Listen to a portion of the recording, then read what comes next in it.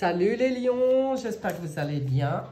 On se retrouve pour le tirage du mois de novembre pour vous. On va aller voir ce qu'on a à vous dire. On va faire un tarot astro. Comme ça, on survole toutes les maisons. Ça parle un peu de plusieurs domaines comme ça de votre vie. Donc, pour les lions, novembre 2022, c'est parti. En 12 maisons. 1, 2, 3, 4, 5, 6, 7, 8, 9, 10, 11, où elle est la 12e, 12. Et voilà pour les lions. Novembre 2022, qu'est-ce qu'on a pour vous? Qu'est-ce qu'on a pour vous? Dites-moi.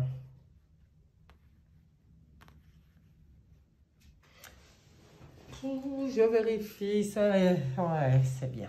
On est assez bien cadré, ça va pas mal. Alors, on va regarder tout de suite la maison 1. La maison de votre état d'esprit, de l'énergie globale qui va vous accompagner durant le mois de novembre. Et vous avez l'impératrice. Magnifique. Magnifique énergie qui vous accompagne au mois de novembre, les lions. L'impératrice, elle vient parler d'intelligence, de créativité, d'imagination, de communication, d'une forme de souveraineté aussi. Donc, très bonne énergie globale sur le mois de novembre. On va regarder les relations aux autres. Là, c'est moins. Alors, moins, on va dire surtout que dans les relations aux autres, il va peut-être y avoir une prise de conscience de certaines relations qui ne vous sont pas particulièrement bénéfiques parce qu'elles vous obligent à vivre des rapports de force, des rapports de guerre d'ego et des choses comme ça. Donc, il y a peut-être aussi des peurs cachées derrière. Donc, on verra avec la suite du tirage, mais au niveau de la relation aux autres, il y a sûrement quelque chose qui va se passer au mois de novembre. Possession matérielle, psychologique, spirituelle, les finances, tous les acquis, tout ce qui vous appartient. Alors, là, c'est plutôt calme avec une papesse, hein. Donc, ça veut dire que sur les biens matériels, bon, c'est une gestion hyper sage, hyper tranquille. On a l'impression que c'est pas là que vous allez faire des grosses folies irréfléchies, hein, en tout cas au niveau des finances, hein. Sur les acquis au niveau psychologique et spirituel, là, c'est différent. Il pourrait y avoir le voile qui se lève sur certaines choses qui n'était pas visible jusqu'à maintenant et qui pourrait le devenir. Donc, ça parle aussi d'une bonne voie spirituelle, hein. Donc, vous êtes peut-être aussi sur votre cheminement d'élévation spirituelle et donc ça se poursuit, hein. On voit l'intuition là, hein, avec la papesse, hein. Donc, c'est d'ailleurs le conseil, hein. Ensuite, changement à venir, la carte de l'inconnu. Donc là, ben, vous êtes en force. Dans la carte des changements qui peuvent venir et de l'inconnu, vous maîtrisez, il y a une bonne maîtrise des choses, je pense, hein. Je pense que là, on ne viendra pas vous bousculer. Vous ne serez pas facilement bousculable d'ailleurs. Vous êtes plutôt bien ancré, d'ailleurs c'est le conseil, hein, s'il y a des changements qui surviennent dans votre vie, de rester bien ancré, bien centré, et puis de garder la maîtrise totale. On va regarder maintenant la carte du mental et des pensées. Bon, voilà, vous êtes parfaitement à votre place dans votre petit monde.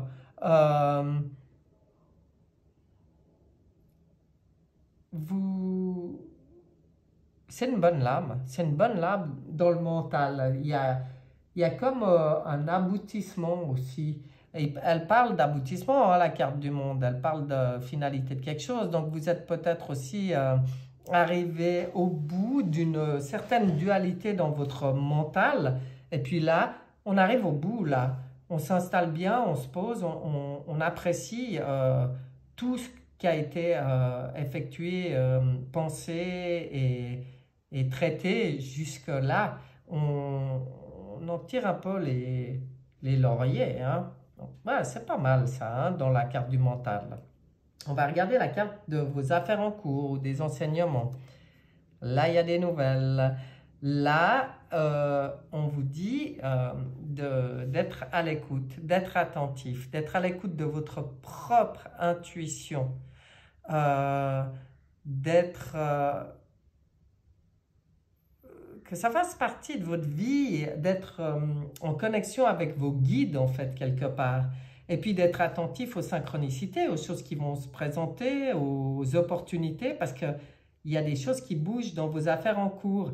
Alors, ça peut être aussi dans les enseignements que vous recevez ou que vous donnez, mais on voit la connexion avec le haut, avec les anges gardiens, si on peut les appeler comme ça, ou avec votre conscience supérieure, là, hein. Et donc, si c'est en lien avec votre... on en parlait là, dans vos acquis, si c'est en lien avec un cheminement spirituel, c'est une très très belle lame d'ouverture avec le haut. Et puis, dans n'importe quelle autre affaire en cours, ben, moi là j'ai envie de vous dire, soyez à l'écoute de votre intuition, soyez à l'écoute des signes, des choses qui se présentent, parce qu'il y a des choses qui... Il y a des nouvelles pour vous. C'est comme si l'univers aimerait vous faire passer un message. Alors, on regarde dans le foyer intime. Dans le foyer intime, il y a aussi des choses qui bougent. Donc, ça, c'est intéressant, dis donc. Dans votre foyer intime, il y a en tout cas une énergie de mouvement. Est-ce qu'on a envie de changer les choses dans la maison? Est-ce qu'on a envie d'envisager de voyager ou de déménager? Ou en tout cas, il y a du mouvement. Même dans votre foyer intime, vous vous ennuyez pas, vous. Il y a des choses qui bougent. Bon, avec une impératrice qui vous accompagne dans l'énergie globale, ça ne m'étonne pas du tout, puisqu'on a envie de créer, de se réaliser. Donc, ça vient forcément toucher le foyer intime aussi, hein. On voit ce mouvement-là. Et puis, on vous dit de bien tenir les rênes, hein.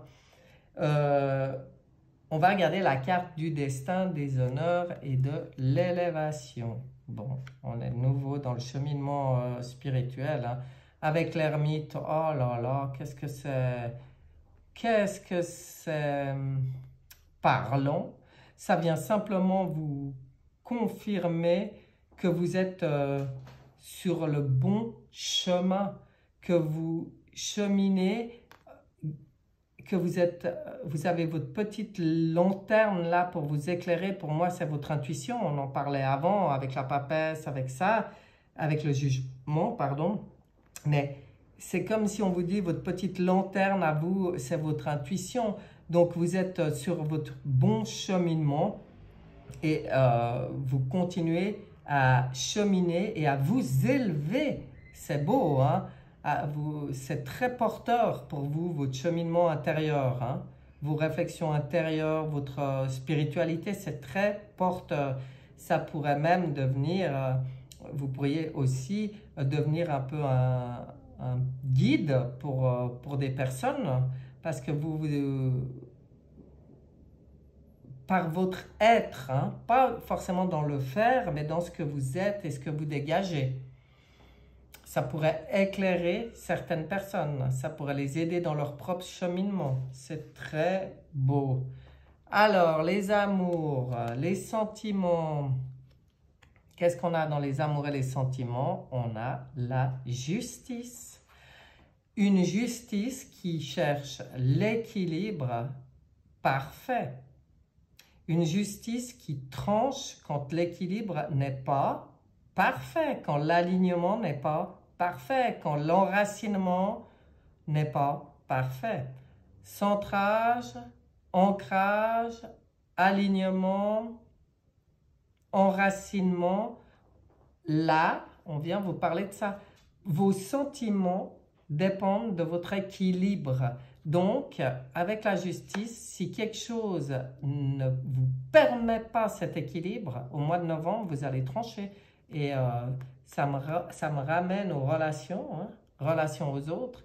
Et pour moi, vous avez la possibilité de trancher, c'est-à-dire de couper des liens toxiques, de prendre complètement conscience dans vos sentiments profonds de ce qui n'est plus adapté à votre équilibre. Pouh. Les projets. Les projets. Les projets, pour l'instant, on sent une certaine... peut-être certains... Avec la Lune, ça peut parler de l'étranger. Vous avez peut-être des projets en lien avec l'étranger qui viennent titiller vos émotions ici. Et ça parle aussi des illusions, avec une justice en dessus qui cherche l'équilibre. Pour moi, si on était dans une certaine forme d'illusion, là on met le doigt dessus, hein. Là, ça remonte à la surface, ça vient vous toucher émotionnellement et c'est l'occasion de couper avec certaines choses, certaines illusions, hein, de retrouver la clarté sur vos projets. Ouais, c'est ça, mais ça touche émotionnellement. Il y a quelque chose qui vient vraiment vous toucher émotionnellement, hein, dans vos projets. Bon, il y a beaucoup de choses là qui... Là, il y a des nouvelles, il y a beaucoup d'envie, de créativité et de mouvement. Il y a la justice qui cherche l'équilibre aussi, donc forcément, émotionnellement, ça brasse aussi un peu. Et puis là, on va mettre le doigt sur des choses.